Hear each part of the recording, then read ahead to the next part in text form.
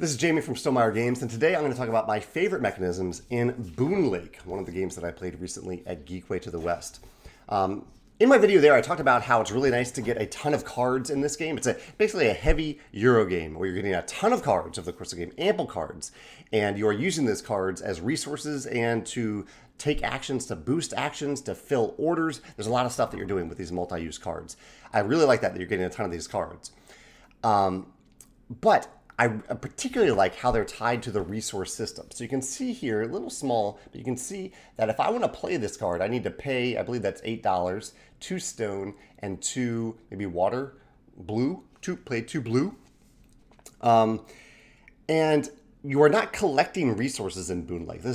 The resource system is really unique. You're not collecting resources. Rather, you can kind of see it on my player mat here. Rather, you have 4 different slots for resources, and the number of those resources that you have at any given moment is determined by these 2 little boats that you have that hover beneath those resources. So if I have 2 boats underneath the wood resource, I have 2 wood right now. But say I wanted to play a card that needed 1 wood and 1 blue resource, whatever that is, I can move a boat just for free. I can move a boat to the right to then have that boat over there, and I have that resource on an ongoing basis. It's kind of just, I have access to that resource whenever I want it. However, if I want to move the boat back to its original position or anywhere to the left, I need to spend, actually I never did it in the game, you need to spend something. I think you have to spend money to move it back. So there's a penalty, like you don't want to move your boat ahead until you actually need to do that and need to move that boat ahead. In addition to that, really hard to see in the photo here, but right above these slots are little holes where you can place little tokens that show either 1 of that resource or 2 of that resource. You'll start by placing the 1 there, and then you can place a 2. And that is an ongoing benefit. Like no matter where you have your boats, if I have the 1 wood token up there, I always have 1 wood. And so even though the cost on the cards are really low, like this is only 2 and 2, resources aren't collected, they aren't accumulated. And so the most of any resource you can really ever have is 4, because you can have 2 boats there and the upgraded tile to the 2 slot. There are one other ways to get kind of discounts on resources. But I like that this doesn't overwhelm you with math. In some games, you have to get you have to collect 20 resources to play this card, which works in some games. It can feel really good when you get to that 20 resources. But I like how low the numbers are here, and yet how tight the resources are. And it's a great thing to have if you're trying to maybe cut cost in your game a little bit. You don't want to have 20 of each resource token.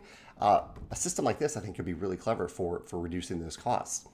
One other thing I really like about Boonlake, well, 2 other things real quick. One is the action selection system, which I don't have clearly in the photos here, but it has a follow system to it, where I choose the tile, I get the main action on it, and then all players, including myself, for most of the tiles, get a secondary action, or they may take a secondary action, pretty much simultaneously.